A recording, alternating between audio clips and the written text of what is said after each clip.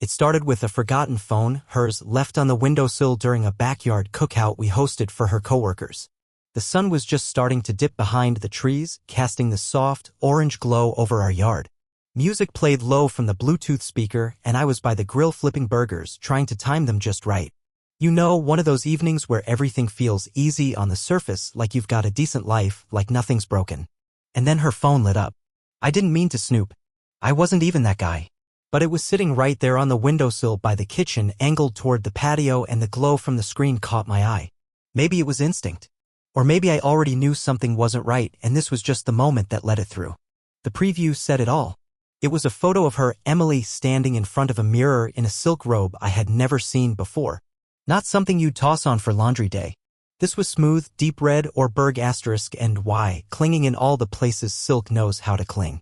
She was barefoot, her hair a little tousled. And her expression, it wasn't playful. It wasn't goofy like the kind of selfies she used to send me when we first got together. This was different. An asterisk mate. Confident. Private. The timestamp was 11:42 p.m. 2 nights ago. A Thursday. She'd told me she had a late meeting at work that night, and I'd fallen asleep on the couch waiting for her. The message below the photo said, "Still can't stop thinking about Monday." The contact was saved as Denver. I didn't move for a second. Just stared at that little preview like it was speaking a language only my gut understood. My mind went blank for a beat, then tried to fill in the blanks with reason. Maybe it's short for Denise. Maybe it's nothing. Maybe it's a stupid inside joke. But my stomach said otherwise. That cold clench you get when something flips your world, even if the pieces haven't hit the floor yet. She came out of the house a minute later, sipping her vodka soda, smiling like the world was fine. She picked up her phone and didn't even glance at the screen before slipping it into her back pocket. Didn't flinch. Didn't hesitate. And that right there? That was the moment I knew she'd seen messages like that before. Enough times to not worry about what popped up when she wasn't looking. I said nothing. We went through the motions. Burgers, beers, small talk with the coworkers whose names I only half remembered. Emily was magnetic that night. Laughing louder than usual. Glowing even. Everyone gravitated toward her. She played the perfect hostess, kept drinks topped off, cracked jokes, complimented outfits. And the whole time I kept watching her like I was trying to solve a puzzle. When the last guest finally left and the citronella candles had burned low, we started cleaning up together. I tried to keep it normal. I didn't know if I wanted to fight or if I was just trying to stall the truth. It wasn't until we were in the kitchen rinsing wine glasses that I asked, "Hey, earlier when your phone lit up, who's Den?" She looked up from the sink, didn't even blink. "Denise," she said casually. "You met her at the holiday party last year. Blonde, the one with the loud laugh." I tried to read her face. "Didn't know you two were that close." "We're not," she said with a shrug. "We just started talking more since she moved onto my team. We went to a spa night at Angela's on Thursday and she was sending me the pictures we took."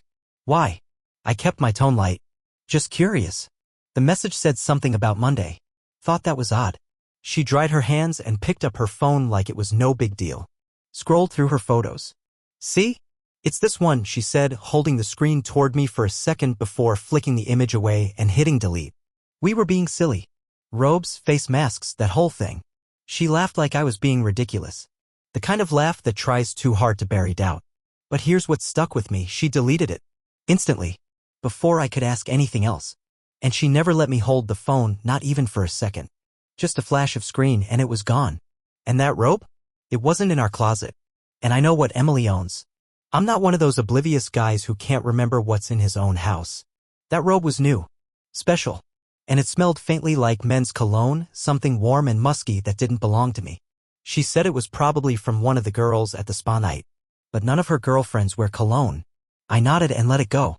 At least I acted like I did. Told her I was going to bed early and left her watching a show on Netflix.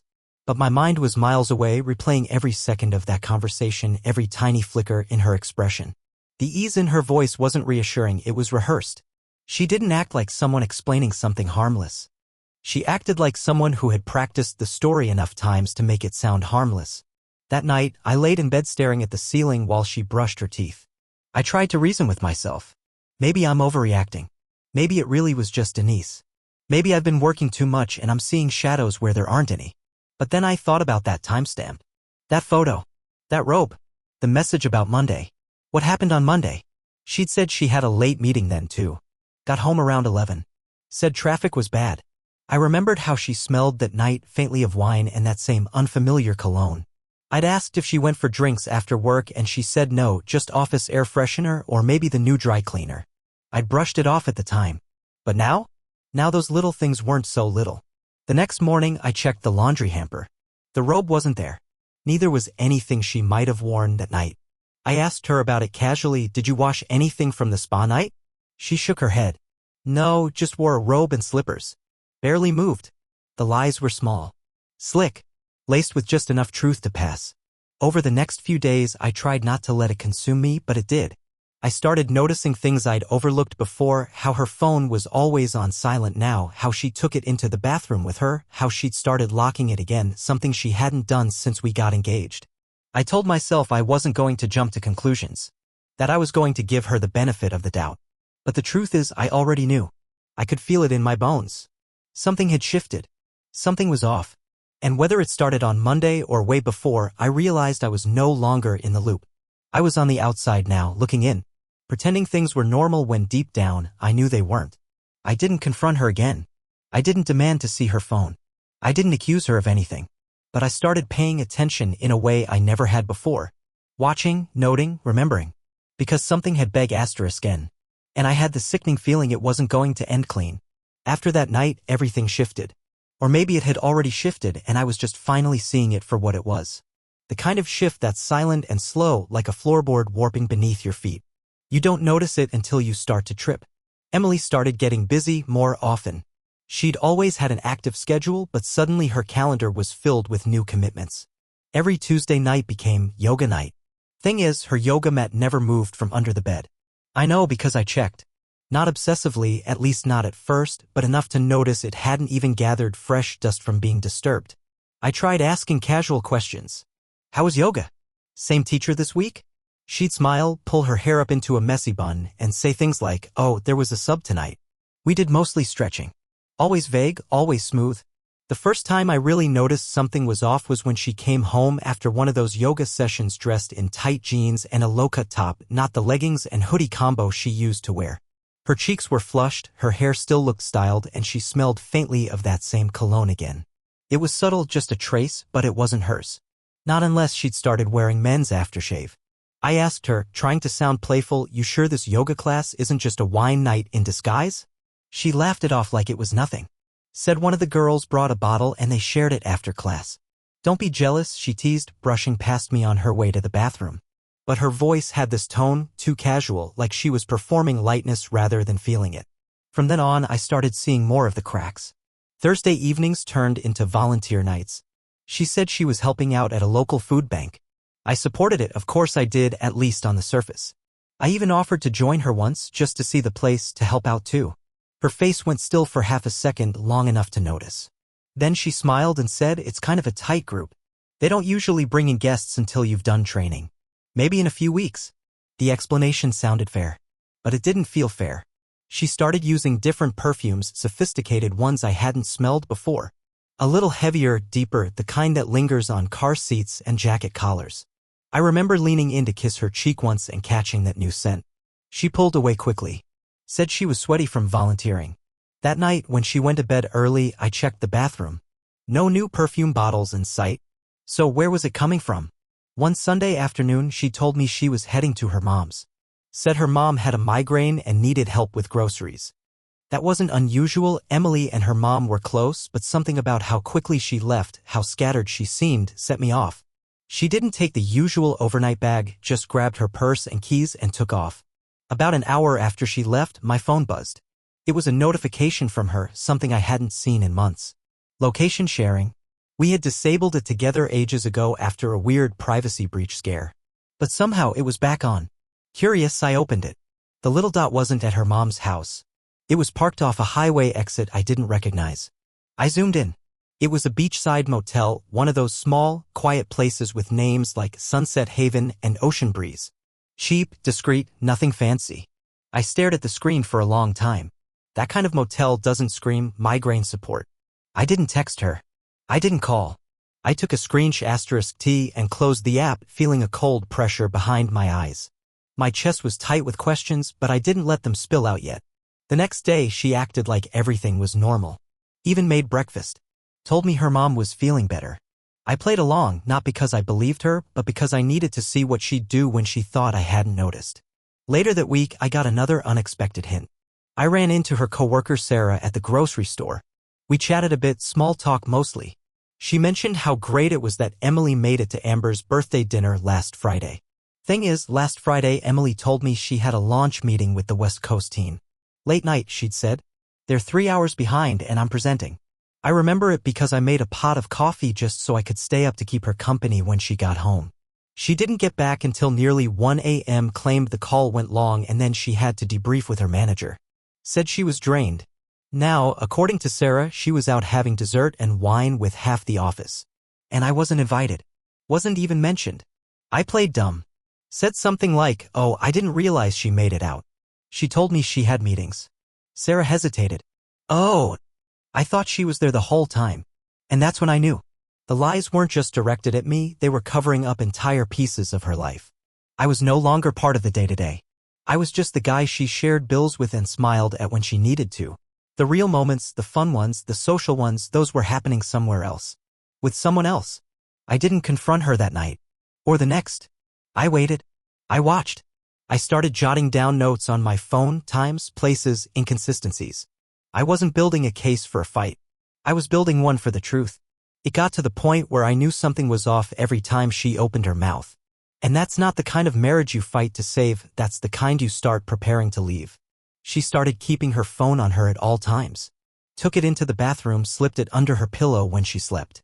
I tested it once, waited until she was in the shower, then picked it up just to move it off the kitchen counter. The second my hand touched it, she called out from behind the door, "Hey, don't mess with my phone, it's updating." She couldn't see me. Couldn't have known what I was doing. But she called it out anyway. The thing about trust? It doesn't usually shatter. It erodes. Piece by piece, story by story. Until one day you look at the person across from you and realize they've built an entirely separate world and you're not in it. That's where I was. Standing at the edge of something I couldn't see the bottom of. I wasn't angry yet. Not fully. I was confused, disappointed, worn down. Like I'd been trying to solve a puzzle without all the pieces. But something told me I didn't need to guess anymore. It was time to stop listening to her stories and start following the patterns. I'd had enough of half-truths. Of double talk. Of pretending I didn't notice the growing distance between us, like maybe if I stayed still long enough, the lies would somehow correct themselves. I wasn't naive anymore, and I wasn't going to keep walking blind. So I made a plan. It was the third Thursday of the month. One of her regular book club nights. She always left the house around 6:30 p.m. on the dot with a canvas tote slung over her shoulder and a bottle of wine in hand. Said the club rotated houses, and this week it was someone new's turn to host. She never gave names, never offered to show me which book they were reading. That night, she came down the stairs in the same dress I'd bought her for our 4th anniversary. A midnight blue wrap that hit just above the knee with tiny silver buttons on the sleeves. She paired it with heels and a fresh curl in her hair.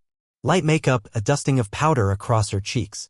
She looked beautiful, but not in a casual, catching up with girlfriends way. "You look nice," I said. She kissed my cheek. "Thanks. We're going to that new cafe uptown, the one with the garden patio. Andrea's friend reserved a space for us." I smiled. But inside, something hollowed out. Andrea had moved to Oregon 3 months ago. I'd helped her pack.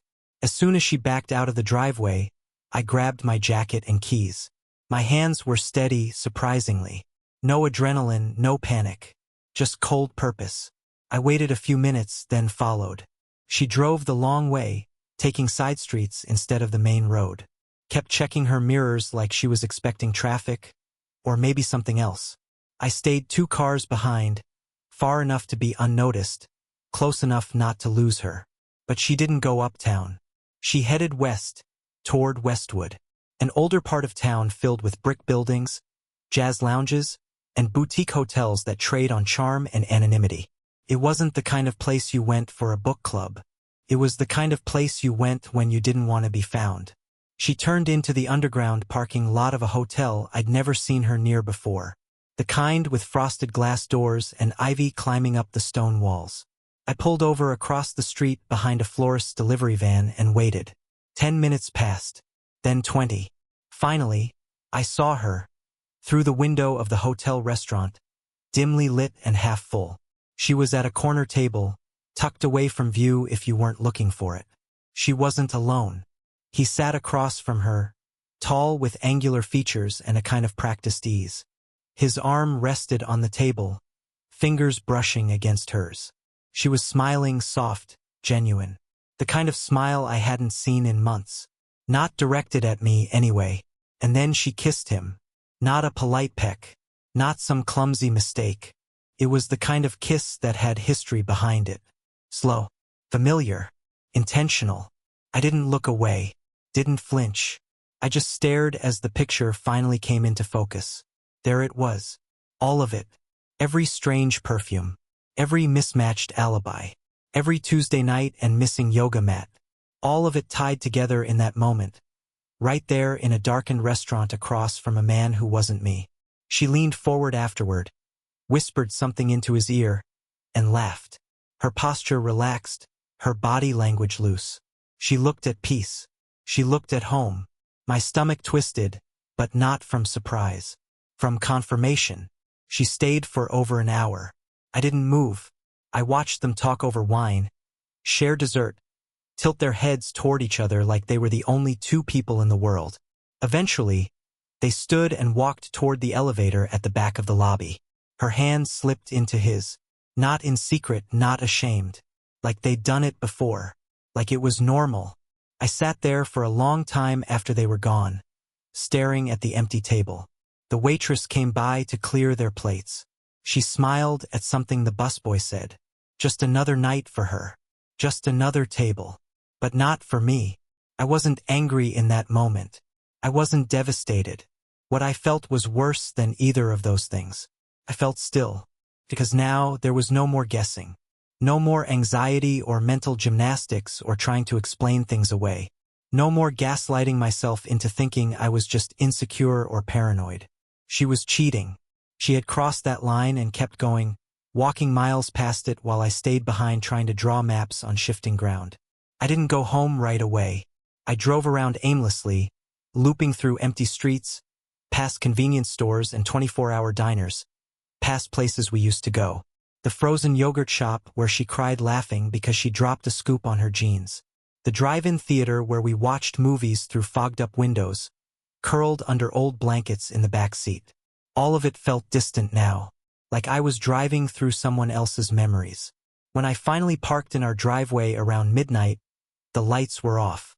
Her car wasn't back yet.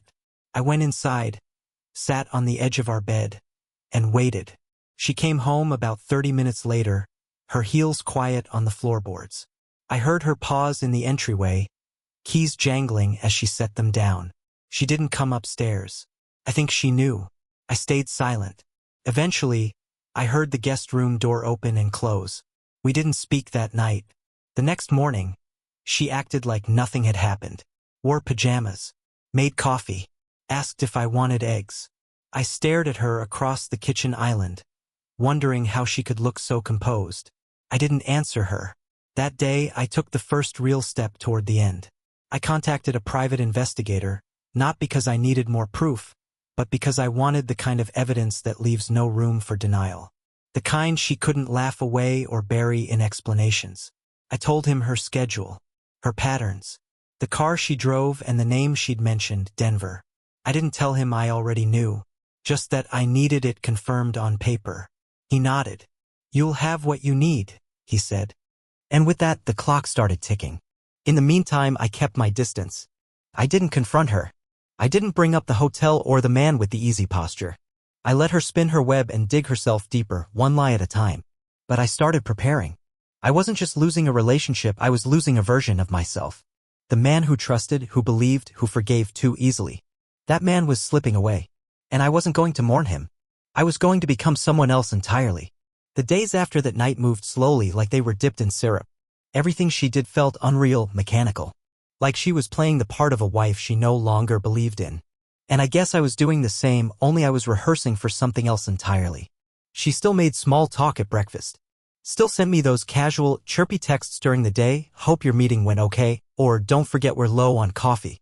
If I didn't know what I knew, maybe I'd think nothing had changed. But I did know. And that made all the difference. I didn't tell her I'd hired someone. I didn't mention the hotel.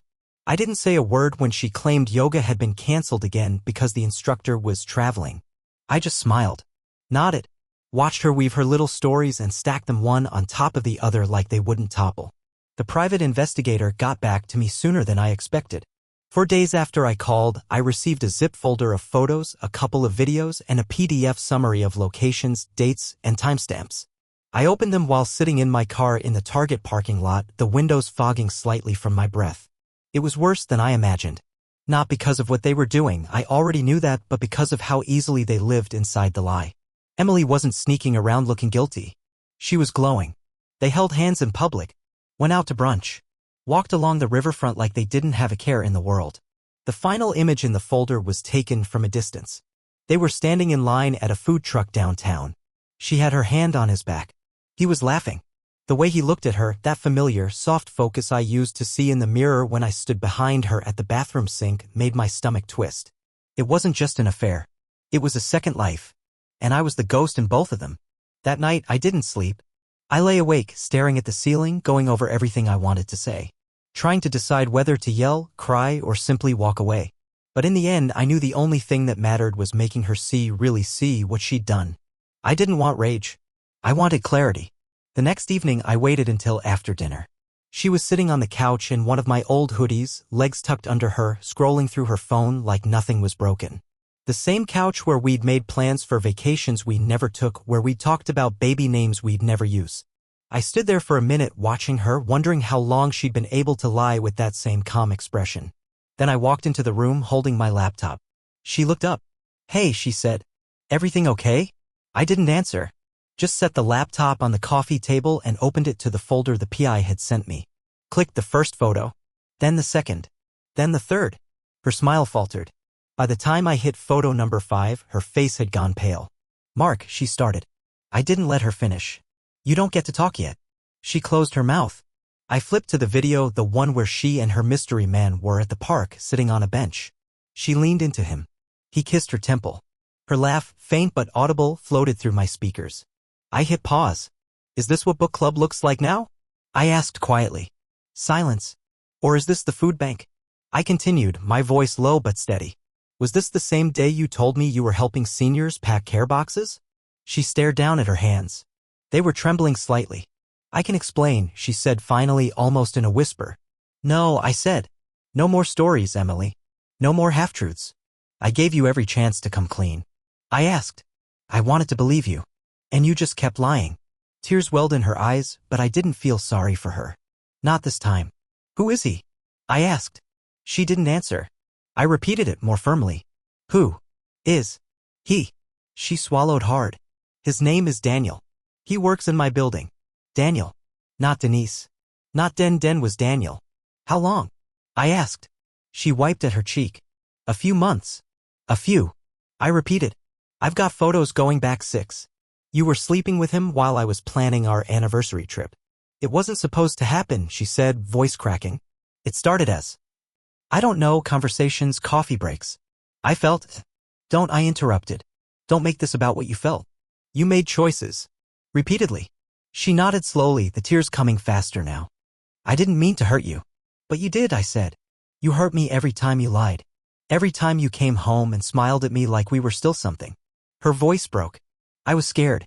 I didn't know how to end it. "You end it by not starting it." She buried her face in her hands. "I gave you every opportunity to be honest," I said. "I asked you about the robe, about the perfume, about Denver. You looked me in the eye and lied to my face." "I didn't want to lose you," she whispered. I let out a bitter laugh. "You already had." For a long time, neither of us said anything. The hum of the fridge was the only sound between us. "I'm moving out," I said eventually. "Tomorrow." She looked up, stunned. "What?" "Mark, please, we can talk about this." "No," I said. "There's nothing left to talk about. You made a choice. Now I'm making mine." "I'll stop seeing him," she said quickly. "I'll go to therapy. We can fix this." "You don't fix betrayal with promises," I said. "You fix it with time and honesty. And you're out of both." She started sobbing. The kind of cry that crumples the whole body. It used to wreck me seeing her like that. This time, it just felt like background noise. "I loved you," I said, standing. "I really did." "I still love you," she said between gasps. I shook my head. No. You don't destroy what you love. I left her there on the couch, surrounded by the wreckage she swore she didn't mean to cause. And as I packed my bag that night, the strange thing was I didn't feel broken. I felt clean. Like I'd finally stepped out of the storm and could see the damage for what it was. And for the first time in a long time, I wasn't afraid of what came next. I left the next morning. I didn't slam the door or leave a note or do anything cinematic. I just quietly packed a duffel bag, some clothes, my work laptop, a toothbrush, and walked out before the sun had fully risen. She was still asleep in the guest room. Or pretending to be. I didn't check. The air outside was cool and smelled faintly of wet grass and distant traffic. It was the kind of morning where everything felt peaceful, and that felt cruel somehow. Like the world didn't care that my marriage had just imploded. I drove to a hotel on the edge of town. Nothing fancy, just a place with clean sheets and enough silence to think. The guy at the front desk didn't even look up when I checked in. I was just another traveler to him. That felt oddly comforting. No pity, no questions. Just a room key and a quiet nod. I sat on the bed for a long time after I dropped my bag. The room was beige and unremarkable, like it had been designed to make no impression at all. And maybe that's why I stayed there. I didn't want anything that reminded me of us. The hours passed slowly. I stared at the ceiling, at the lamp, at the muted TV. My phone buzzed constantly, calls, texts. All from Emily. Can we talk? Please just let me explain more. You don't have to do this. We can get help. I love you. I'm so sorry. I didn't respond. Not because I didn't want to, but because I didn't know how to anymore. What do you say to someone who shattered your sense of reality? I wasn't angry. Not then.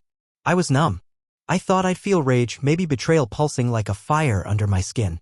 But instead, I just felt this quiet, bottomless emptiness. Like I'd been scooped out. She had said she still loved me. That she didn't mean to hurt me. That she was confused. But that didn't matter anymore. What mattered was that I didn't recognize her voice in those messages. Not really. It sounded like someone who was desperate to hold onto a version of herself that no longer existed. That night, I opened my laptop and started listing everything that needed to be divided. Our finances, our accounts, the house, the furniture. I even thought about who'd get the dog we talked about adopting. We never got one, but it still crossed my mind how that, too, would have needed sorting. Funny how love turns into logistics. The next few days were a blur of preparation. I called a divorce attorney. Set up a consultation. The woman on the phone had a calming voice, soft but firm. You're not alone, she said after I gave her the bare bones of the story. We'll get through this. That hit me harder than I expected. I didn't cry. But something inside me cracked, just a little. Emily kept trying. She sent voice messages, now her voice raw and breaking. Mark, I know I don't deserve it, but please, if there's even a small part of you that believes in us, please, let me try to make this right. I deleted them without listening to the end. I couldn't keep reopening the wound. Instead, I focused on the facts. I found a temporary rental. Signed a 6-month lease on a 1-bedroom apartment downtown, close to work. It was small and sparse, but it was mine. The first night I slept there, I lay awake listening to the unfamiliar creaks of a new space, wondering how long it would take before any place felt like home again. A few days later, I went back to the house. I texted her ahead of time to let her know I was coming by to grab the rest of my things. She said she'd be gone. Said she'd make it easier. When I stepped inside, everything felt smaller. Or maybe I felt larger, more awake, more aware. Every room was steeped in memory. The living room where we used to collapse after long days. The kitchen table where she once surprised me with a birthday cake shaped like a dumb inside joke. Our bedroom, where the bed still looked perfectly made, like it was waiting for someone who'd never return. I gathered what I could. Clothes, a few photo albums, my old guitar, and then, almost as an afterthought, I opened the junk drawer in the kitchen, the one where we kept spare keys and takeout menus and old receipts. There, tucked between expired coupons, was a small folded note. My handwriting. It was from the first month we moved in. A silly love letter I'd written her late one night and stuck in her lunch bag the next day. She must have kept it. I read it once, then folded it again and put it in my pocket. I didn't take it because I missed what we had. I took it because I wanted to remember who I was before all this. Before the doubt, the shadows, the second-guessing. That version of me deserved better. When I left the house, I didn't look back. That night, she called. Just once. I didn't pick up, but she left a voicemail. I know it's over, she said. But if you ever wonder whether I regret it, I do. Every second. I was selfish. I was stupid. You didn't deserve any of this. For a moment, I sat there holding the phone, waiting to feel something. Anything. But all I felt was this sense of quiet distance. Like I was listening to a stranger speak. The truth is, we weren't just over. We had been over for a long time. We just hadn't admitted it yet. In the weeks that followed, I started putting myself back together. Slowly, quietly. I went back to the gym. I met friends for coffee, let them ask hard questions and tried to answer honestly. I told my family. My sister cried. My dad went silent. My mom said, I had a feeling. Of course she did. I started therapy. Not because I was broken, but because I didn't want to carry this around like a splinter in my heart. The therapist, a soft-spoken guy named Julian, told me something that stuck with me. People think betrayal is about the act, he said. But it's really about the erosion of the U.S. The shared understanding. The trust you thought was a given. He was right. It wasn't the kiss, or the hotel, or the lies. It was the slow, invisible dismantling of the life I thought we had built together. The divorce papers were filed 3 weeks later. She didn't contest. Just signed quietly, returned them through her lawyer. No dramatic declarations. No last-minute pleas. Just a few signatures on paper and a silence that said everything else. I haven't spoken to her since. Sometimes I wonder if she thinks about me. If she stares at the empty side of the bed and feels the absence like I used to. Or maybe she's already filled that space with something or someone else. But I don't wonder long, because it doesn't change anything. I survived the worst of it. The unraveling, the confrontation, the fall. And now I'm rebuilding. Brick by quiet brick. I didn't notice the change at first. Crept in slowly. Like the way the air feels different just before spring hits. There wasn't some dramatic breakthrough or a moment of pure catharsis. No long speech in the mirror, no triumphant playlist in the background. It was smaller than that. Quieter. Like the first time I walked past a bakery we used to go to and didn't feel a punch to the chest. Or when I found myself humming while folding laundry in the new apartment. Or the afternoon I laughed, really laughed, at something dumb a coworker said, and realized it wasn't forced. I wasn't healed, but I was healing. Therapy helped. So did time. So did finally admitting that the person I had built a future with no longer existed. She lived in my memories, in old photos and faded birthday cards tucked away in a box. The woman she became, that version of Emily, was someone I didn't know. Someone I didn't want to know. And that made it easier to let go. Some weekends I still felt the weight of it all.